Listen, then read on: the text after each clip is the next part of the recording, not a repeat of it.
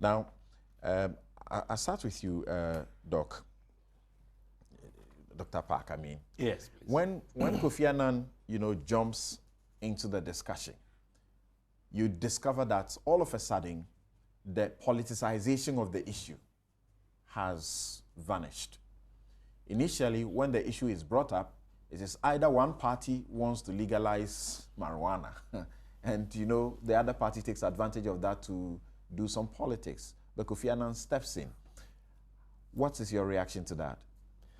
Well, first of all, Samson, let me say good morning to our viewers and listeners, and to greet the good people of Busa South. Brusngamena, Pusinimena, Atenesoluk, Kanibika, Dr. Parkland. I think that perhaps I would have wished that you asked Senior Baku to take a first bite of this cherry. No. And this is strategic. You do it first. But in any case, since you have decided that I should be the one to have a first bite, my assessment of this issue is that it has been with us for a long time. And the debate about whether to legalize the use of marijuana or not is a global one. It's not only confined to Ghana. And in almost every part of the world, it has tended to elicit the to and fro between major political entities and, if you like, rivals.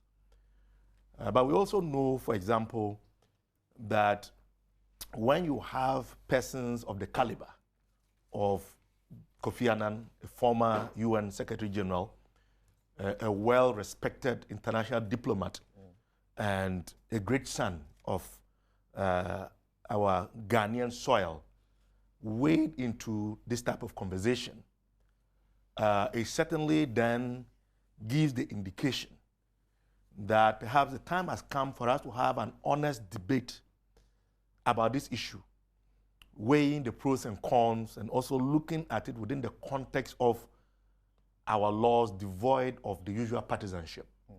And I think it is by virtue of his stature, his record, his experience, and his personality that has caused the debate now to move beyond the usual political posturing and to and fro. But whilst, we as a people, like any other group in any part of the world, must be encouraged to engage in vigorous public debates about the future in terms of what is acceptable and what is not. We must always be reminded that every society is predicated on values. We have customs and norms. And therefore, we should not lose sight of these values that we hold very dearly. Even so, we must still even look at this conversation within the context of our existing laws. He presents some evidence. And if not, he presents some evidence. And let me just read a bit of part of what he presented. Legal regulation protects health. That's the subheading under the article that he wrote. It's a subheading and the very final part of the article by Dr. Kofi Annan. He says, initial trends show us that where cannabis has been legalized, there has been no explosion in drug use or drug-related crime. The size of the black market has been reduced and thousands of young people have been spared criminal records. But a regulated market is not a free market. We need to carefully think through what needs regulating and what does not. While most cannabis use is occasional, moderate, and not associated with significant problems, it is nonetheless precisely because of its potential risk that it needs to be regulated. And therefore, the fourth and final step is to recognize that drugs must be regulated precisely because they are risky. It is time to acknowledge that drugs are infinitely more dangerous if they are left solely in the hands of criminals who have no concerns about health and safety. Legal regulation protects health. Consumers need to be aware of what they are taking and have clear information of health risk and how to minimize them. Governments need to be able to regulate vendors and outlets according to how much harm a drug can cause. The most risky drugs should never be available, quote, over the counter, unquote, but only via medical prescription for people registered as dependent users, as is already happening in Switzerland. Yes, I think his arguments are very logical, and I believe that the research too is there to indicate that there could be beneficial reasons why some people would want to use a drug such as marijuana.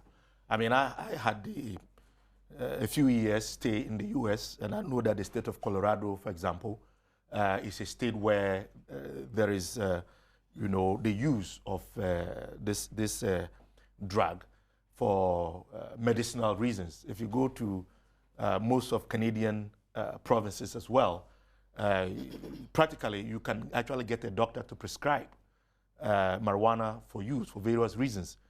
But the point I want to make is that in as far as we are concerned, you know fully well as a lawyer that our laws do not permit the legalization or the use of this substance. I have a different perspective. So while the point I'm trying to make is that I disagree that our laws do not permit. Well, you are a lawyer, you can educate me. But as far as I know, until perhaps the debate reaches a stage where there can be legal regimes to allow for what Busumru Kofi Annan is advocating to come into play. But you are for that advocacy. We as a government, we have a responsibility to uphold what is legal and what is right within the context of the law. We want to move beyond that.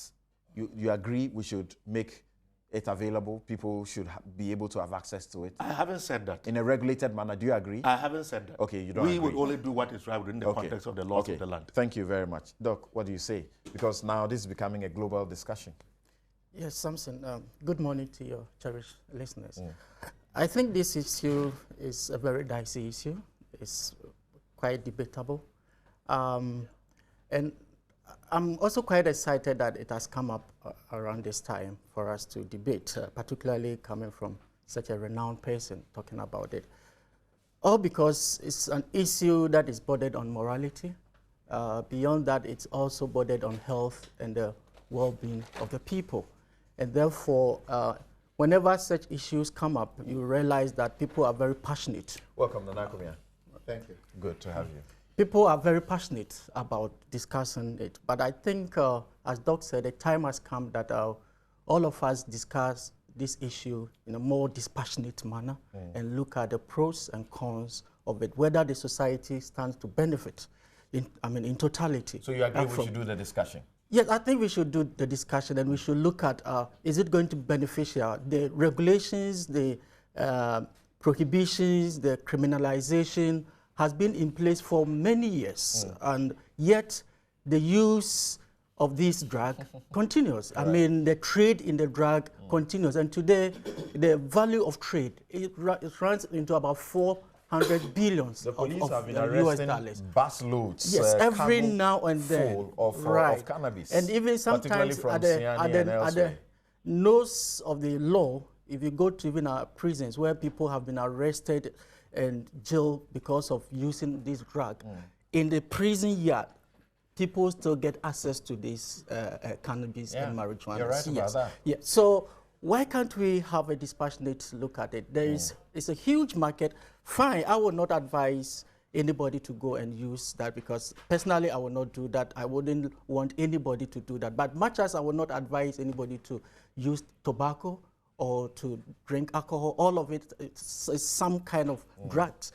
In the same way, I would not advise cannabis. But let's look at the rules and regulations that we put in place to regulate tobacco. Thank you. The restrictions of sales, ensuring that we impose higher taxes, ensuring that the access is restricted, age and everything is restricted, so that in a way we can regulate it, in a way government can take advantage of it, in a way we step up education to tell people that you can export to using those who use it illegally, so to speak, yes, and make a lot of money also. because there's huge medicinal value. That's right. You know, that we can tap into. That's but right. we have to just make sure that people understand the other side of it, the health implications. Okay. When that is put out, and you also look at the commercial side of it, I think we can make a headway with Thank you very much. I come to you, Nana. When Chris Brown was here in Ghana over this RG program, for example, he did something on stage, and he was said to have smoked weed on stage, but he said it was not. It was an electronic whatever. And the police said they were looking for him. Meanwhile, he had gone back to his country, to the States, where he's permitted by law, and he had been actually diagnosed, or sort of a doctor had permitted him to be able to use for medicinal purposes. Should we get there? Thank you. Samson, let me wish your listeners a good morning, Saturday morning. I am not an expert in marijuana use. You don't have to. Yes, and so I cannot talk with the kind of certainty that I would have wanted. My take is that marijuana use has been quite widespread in our society. We all went to secondary schools. I mean, I left secondary school over 20 years ago. And even in those days, marijuana use in secondary schools, I know, was quite widespread. Those who wanted to smoke marijuana were able to smoke it freely. They would go to the backyard, they would go to the back of the classroom block and smoke it freely. That was 20 years ago.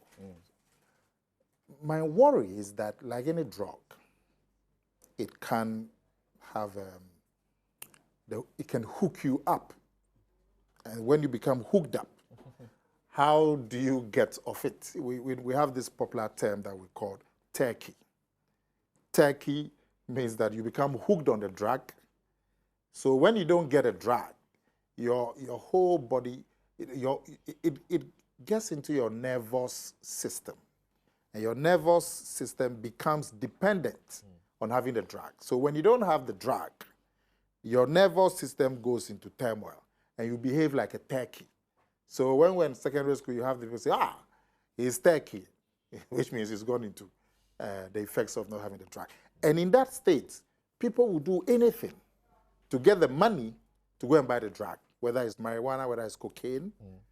So if we can be able to sanitize drug use, especially marijuana, as is being called for, to the extent that the medicinal benefits are at the front, and the negative ones, like people getting their nervous system hooked on it, can be limited.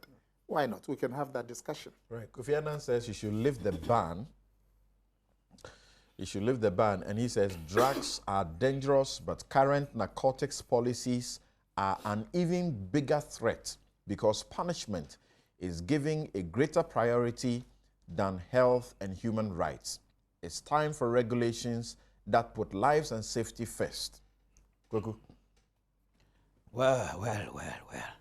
I forgive Apak for the mischief that he sought to perpetrate by suggesting that I should be the first to talk. He knew what he was doing. Yes, because you have openly, stated that you have been on it before. But it was okay. I'm not offended for a moment. It's part of how we do these things. It's part of mischief.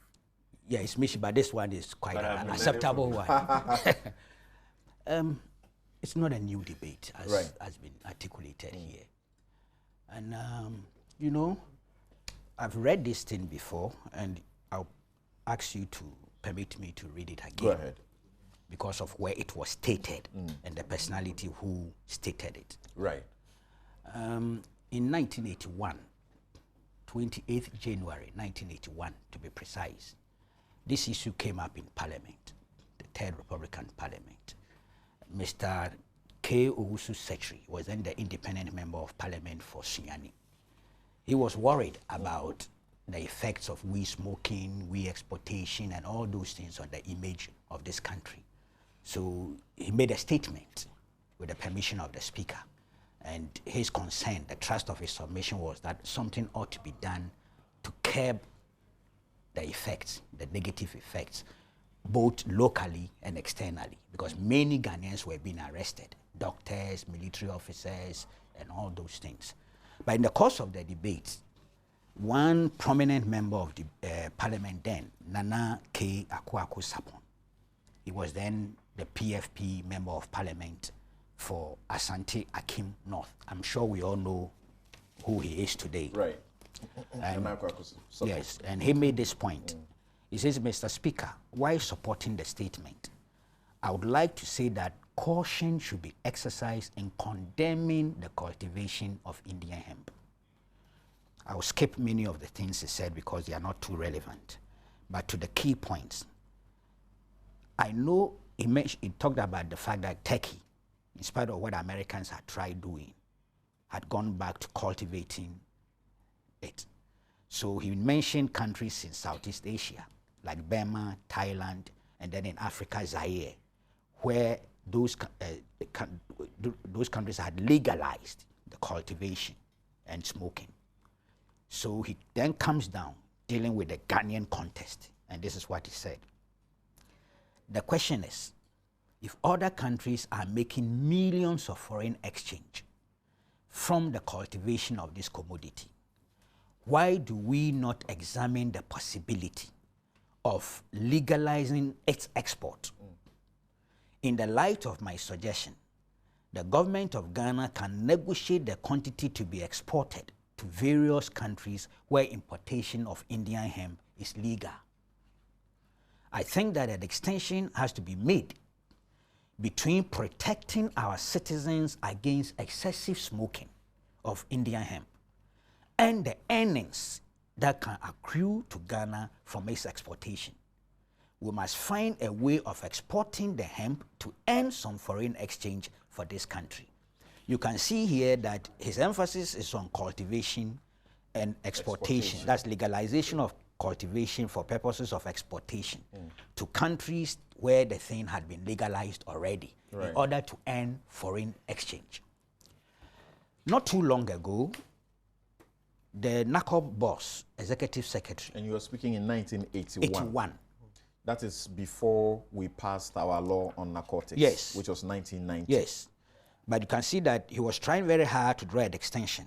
The kind of smoking, cultivation. Now, you may ask yourself whether if you cultivate and export, some will not remain here. Right. We all know that.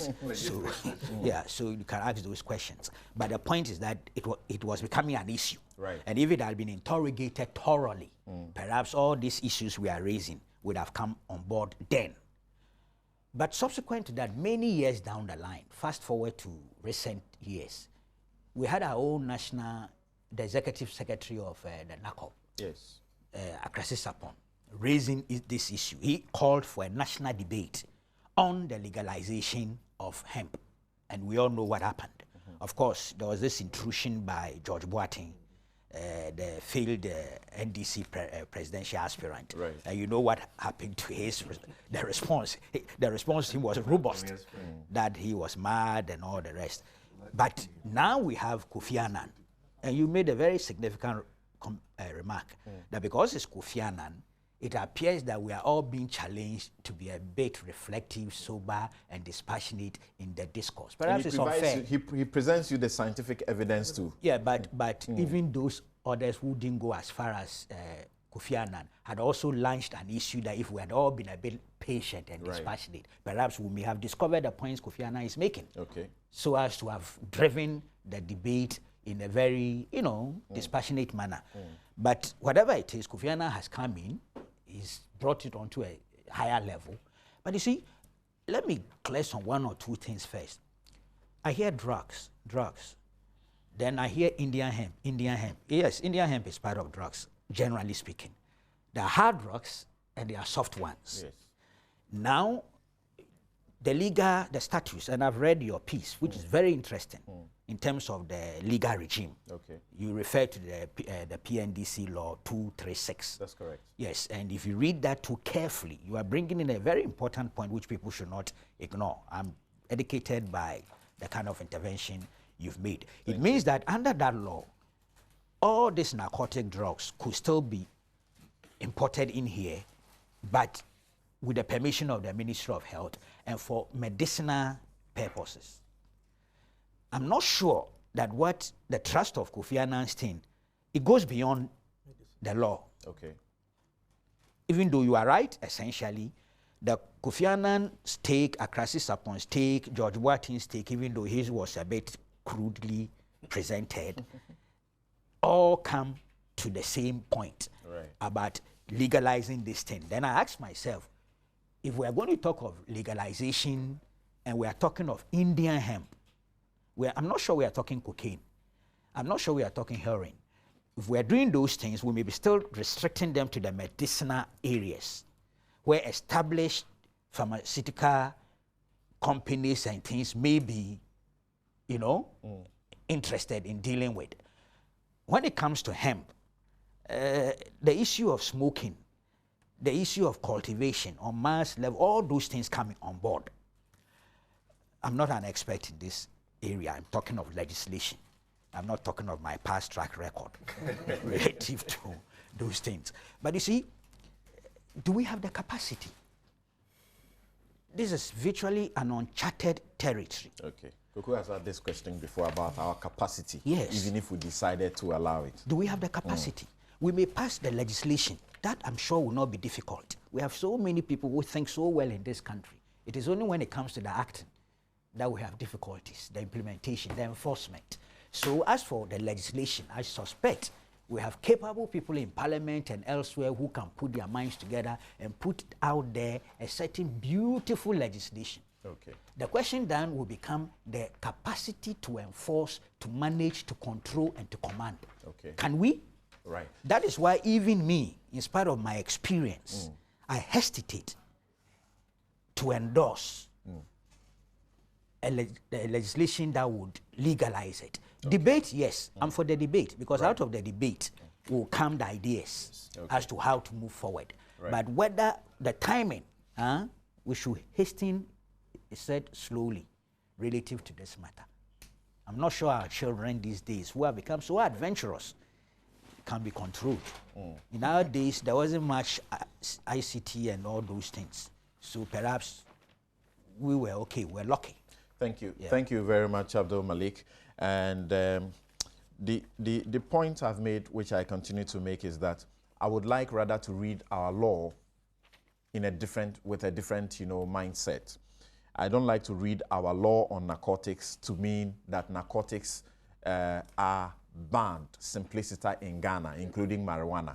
I say they are not illegal because, like people say abortion is illegal in Ghana, I say you're wrong. Abortion is not illegal because according to the law, you can have an abortion which is permitted, an abortion which a doctor has prescribed, and then you go to a hospital that has been so licensed and there's a gynecologist. The law says it's allowed. In the same way, I say weed is not legal in Ghana because the manufacture, the cultivation, the exportation, importation, possession, injection, smoking, sniffing, etc., the law says can be done with lawful authority or with a license or with lawful excuse. So for as long as there is lawful authority, as long as there is there's license, as long as there is lawful excuse, it can be done and it is not prohibited. Now, if you read the law further, it says that the Minister of Health, it used to be Secretary of Health, is the one supposed to grant the license. For as long as there is a provision in our law that says someone should grant the license, I disagree that you say that it is illegal. It's not. In fact, and it says if it is granted and you bring it into the country, within 14 days of the importation, you must deliver it to the pharmacy board for whatever inspections that will be done. On that score, I say it is not illegal. So in Ghana, the debate now has to do with the mechanics of obtaining the license, the mechanics of obtaining the lawful authority or the lawful excuse. And then we are good to go, and not to start a whole new debate. You see, because why Ministry of Health? Why pharmacy board? Right. That throws up the restrictive focus. Right, just for medicinal purposes. Yeah. But now the discussion goes beyond that. Okay. So we have to look at that. And then how about prostitution? You are a lawyer. Is it legal or is it illegal? Prostitution is illegal. It's illegal. Yes. I'm told it was legal by solicitation. That is not. Is that what you lawyers solicitation, which is prostitution, really? I'm confused. Solicitation, which is prostitution, by the way. Okay.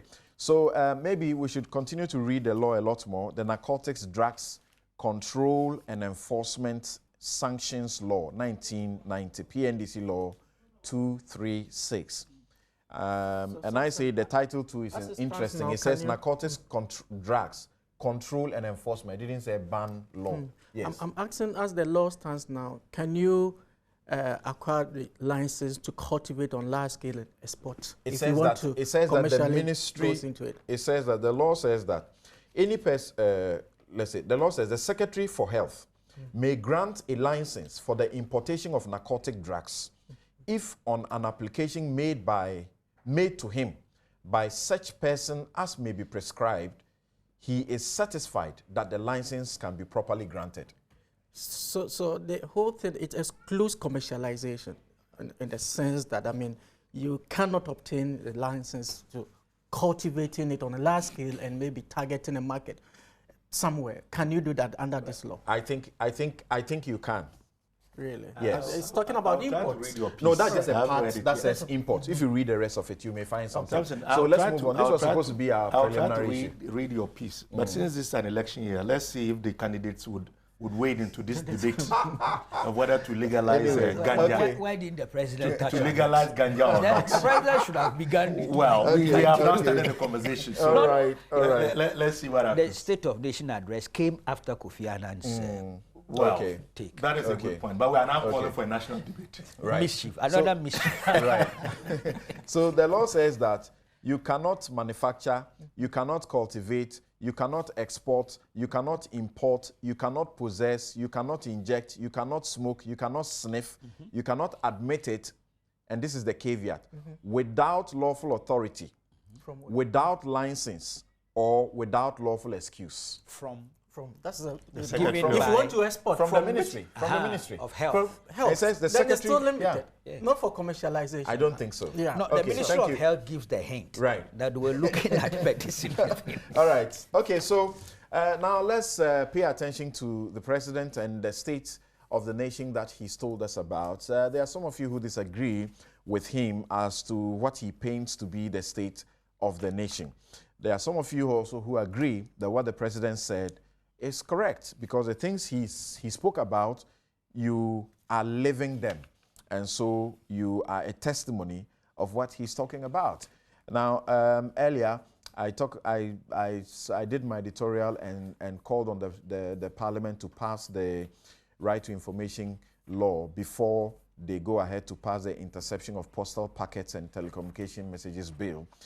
Joy 99.7 FM presents a major public forum on the Interception of Postal Packets and Telecommunications Messages Bill 2016.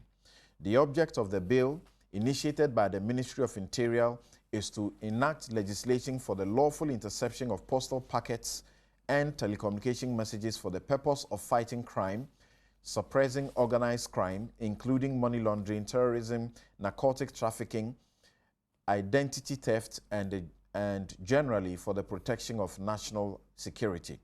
But what are the implications of this bill for the rights, freedoms, and liberties of people of Ghana, especially their rights to privacy as guaranteed by the Constitution?